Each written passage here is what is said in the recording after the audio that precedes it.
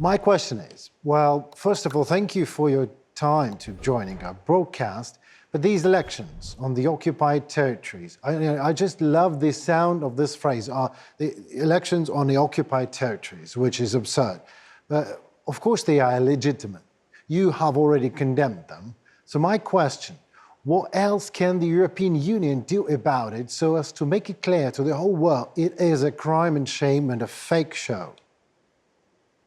Well, first of all, these are not elections, these are so-called elections. This is totally illegitimate. This is a sham vote that is organized by the occupiers on the territory of another country. So, of course, this cannot be recognized, this cannot be even taken seriously. But the problem is that they are taking place, especially on the Ukrainian territories under the atmosphere of occupation, intimidation of the local population. So this, I think, they can be seen for what they really are, just a sham vote organized by the occupier in pure violation of the international law, in yet another violation of Ukraine's sovereignty and territorial integrity. And it's for the whole world to see how illegitimate and illegal the behavior of Russia is when it comes to handling things on the Ukrainian territories. Will there be personal responsibility for the organizers of these sham elections, such as, I don't know, personal sanctions maybe, or maybe some other responsibility?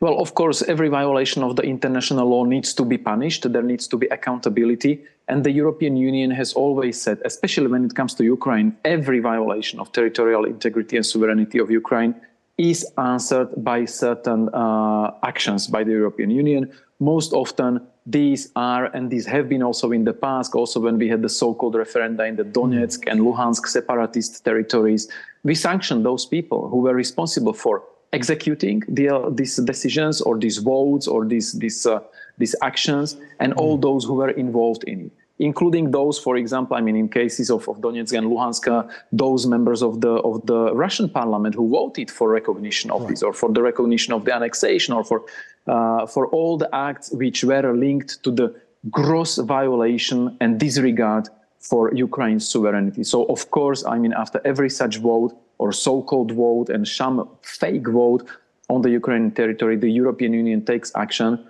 and sanctions those responsible. European Union takes actions, and that means sanctions. Forgive me my poetry, but maybe something else is needed. Maybe sanctions maybe it's just the one and the last thing that EU can do, the crime and the punishment. So the punishment, the sanctions, is that all? Can we do something else about it? Because this is outrageous, isn't it? Absolutely, and sanctions are never just the only answer by the European Union. Sanctions are always just one of the instruments we are using. Another instrument is the public and international condemnation of these illegal actions. We are calling out Russia on the international scene and pointing out to Russia at every available opportunity in every international forum. Look, this is yet another example of the illegal behavior, of the disregard for Ukraine's sovereignty and territorial integrity, but also disregard for the international law, disregard for the UN Charter. So these are just two of the measures we are taking, or two instruments we are using. But of course, I mean, one very important one is to help Ukraine to change the situation on the ground, to push out the aggressor, to push him away from the Ukrainian territories and reinstate the authority of the Ukrainian state on these territories. So there are multiple measures, there are multiple instruments we are using, and we will keep using them until Ukraine wins in this struggle for its independence and sovereignty. These so-called elections are part of Putin's propaganda campaign, live-done propaganda campaign, no doubt about that. So should EU be talking more about it or less? What I mean is, aren't we flattering Putin by even discussing the whole thing on a global level, or we should be talking more about it? I'm afraid this is not only propaganda, this is actually creating facts on the ground. This is what Putin wants, and this is what he started already back in 2014 when he invaded Ukraine for the first time in the east, and in Crimea, of course. But in the east, I mean, he just tries to carve out territory by territory by territory, claiming there are Russian citizens and we need to protect them. This is the twisted doctrine that he has been following at the latest since 2014. So it's not only propaganda, unfortunately. So we need to take this seriously, and we need to call out Russia for these violations, exactly for the whole world to see the illegality and the inhuman behavior by the Kremlin regime against Ukraine. This is unheard of.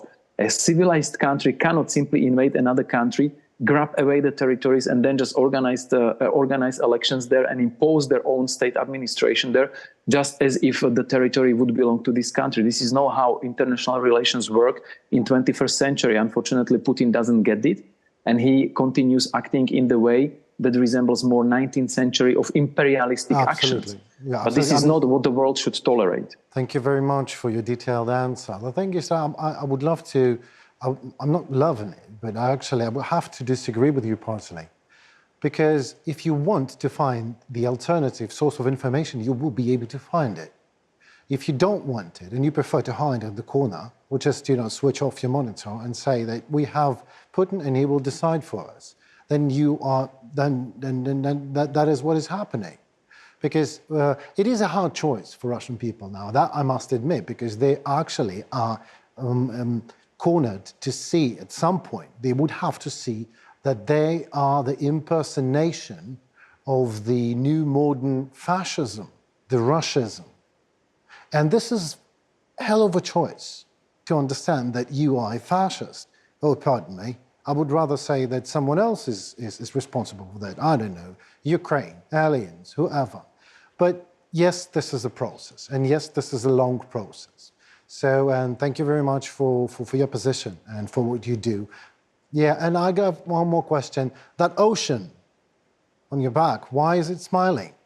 Take a look at your map. Well, well, I'm speaking to you from my office, and in the end, we have to take the world from the positive side, because otherwise there are so many negative things and developments that if we dwell on them too much, it would just lead to one constant depression. So this is a reminder that whatever we are dealing with, we cannot forget how to smile and find pleasures and positive things in the smallest, in the simplest everyday things of our lives that can help us get through all the hardship we are either living in, or like the Ukrainians, or working with, like in case of us here in the European Commission. I'll take that as a habit. Thank you very much, you and European Commission, for the job that you are doing and for your time and experience with us. Thank you very much, Peter. Hope to see you soon. Thank you.